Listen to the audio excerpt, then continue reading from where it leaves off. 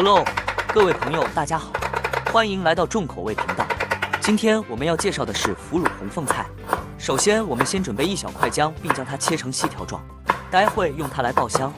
红凤菜补铁，抗癌功效多。台湾癌症基金会指出，红凤菜富含维生素 A 及贝塔胡萝卜素，而且红凤菜的维生素 A 效力很高，在蔬菜界里仅次于胡萝卜、川七。再来，我们准备一小块腐乳，加入一点水，并且将腐乳和水搅和均匀。这腐乳水就是今天这道菜的主要味道来源。红凤菜也富含维生素 A， 维生素 A 可以保护表皮、黏膜，增强抵抗力外，还能减轻眼睛疲劳不适。长时间紧盯荧幕的手机和电脑族，容易觉得眼睛前涩，可以吃红凤菜顾眼睛。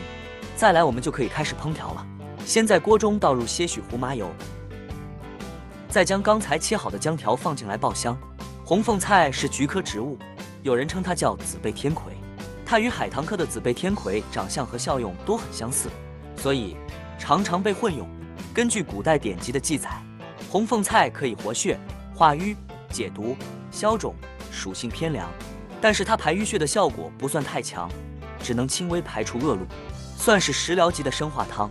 红凤菜放进来后，翻炒过程不需要加水，只需要加点盐和糖即可。红凤菜水分含量算高，在烹调的过程中，它的水分会被释放出来，再加上腐乳水的水分经足够了，所以我们不需要额外加水。红凤菜本身有点涩味，我们可以加点糖来中和它的涩味。上期视频我们介绍了台湾五味酱和美式虾鸡尾酒酱，大家可以点击上方链接学习。等红凤菜用7分熟后，再将腐乳水加进来，然后均匀翻炒一下。如果还有其他红凤菜不错的做法，欢迎大家留言分享。这样一道简单美味又养生的腐乳红凤菜就完成了。